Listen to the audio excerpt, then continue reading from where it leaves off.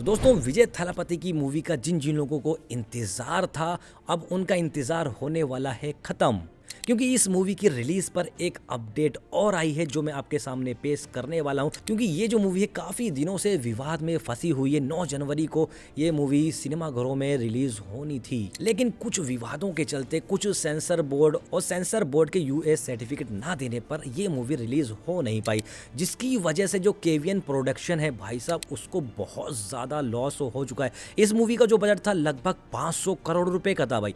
500 करोड़ रुपए का जो बजट होता है वो बहुत ही ज़्यादा होता है। और साथ ही साथ अभी तक इस मूवी के जो मेकर्स हैं उनको लगभग 150 करोड़ रुपए का लॉस हो चुका है। और जब तक ये मूवी सिनेमाघरों में रिलीज होगी, जब तक ये लॉस पहुंच जाएगा 200 करोड़ रुपए तक का, यानी कि 500 करोड़ की मूवी जो है वो हो जाएगी 700 करोड़ रुपए की। और जब इस मूवी को सेंसर बोर्ड पास कर देगा या ये मूवी जब सिनेमाघरों में लग जाएगी, तो क्या लगता है कि आपको ये जो मूवी है 700 करोड़ का अपना बजट जो है उसको पार कर पाएगी? क्या ये 1000 करोड़ या 1200 करोड़ के आसपास पहुंच पाएगी, जिससे भाई मूवी के मेकर्स को प्रॉफिट हो? क्योंकि 700 करोड़ तो लगभग समझ लो उनका इसी में चला गया। और आजकल जो अच्छी खासी मूवी भी होती है ना, 700 करोड़ पहुंचने में भाई हंगा लग जाता है। बाकी केवीएन प्रोडक्शन जो था सेंसर बोर्ड के सर्टिफिकेट ना देने पर पहुंच गया था मद्रास हाई कोर्ट। लेकिन भाई मद्रास हाई कोर्ट में भी ऐसी दलीलें चलती गई, ये केस जो है तारीख पर तारीख होता गया। तो केवीएन प्रोडक्शन ने भी हार मान ली है। उनको लगा कि भाई ऐसा ही केस अगर चलता रहा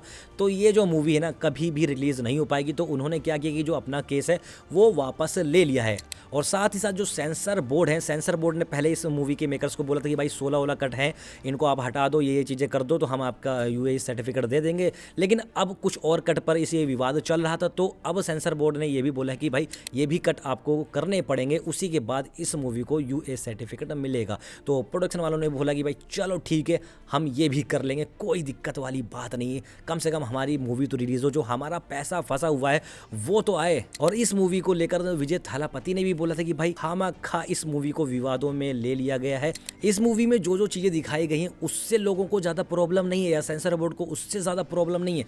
प्रॉब्लम वहां पर है जो मैं राजनीति में उतर चुका हूं। मेरी फैन फॉलोइंग जो इतनी है उसको देखकर कुछ लोगों को, कुछ पार्टी को डर लग रहा है, उसीलिए इस मूवी को रोका जा रहा है। उनको लग रहा है कि ये जो मूवी है मेरे प्रचार की मूवी है, इस मूवी के आने से मेरी हाइप और बढ़ जाएगी। तो मैं बता दूं कि भाई थालापति जो है अभी भी एक ब्रांड है। उनकी ये मूवी आए चाहे ना आए, यहाँ पर जो लोग हैं उनको बहुत ज्यादा प्रेम करते हैं, बहुत ज्यादा प्यार देते हैं। तो इस मूवी के आने और ना आने से उनकी छवि पर कोई भी फर्क नहीं पड़ने वाला है। बाकी मूवी की रिलीज की बात करूं तो भाई अब मूवी कब तक रिलीज होने की संभावना है? तो दोस्तों सेंसर बोर्ड ने कुछ और कट के लिए बोला है। अब वो जो मूवी के मेकर्स हैं वो कट कंप्लीट कर लेंगे, उसके बाद इस मूवी को दोबारा भेजा जाएगा, फिर इस मूवी को देखा जाएगा, तो उसके बाद इस मूवी को सर्टिफिकेट दे दिया जाएगा। तो लगभग उम्मीद यही जताई जा रही है कि ये जो मूवी है 20 फरवरी को या फिर फरवरी लास्ट तक आपको ये मूवी सिनेमाघरों में देखने को मिल सकती है। बाकी जैसे ही कोई भी अपडेट इस मूवी को लेकर आती है तो मैं आपको तुरंत बता दूंगा। उसके लिए आपको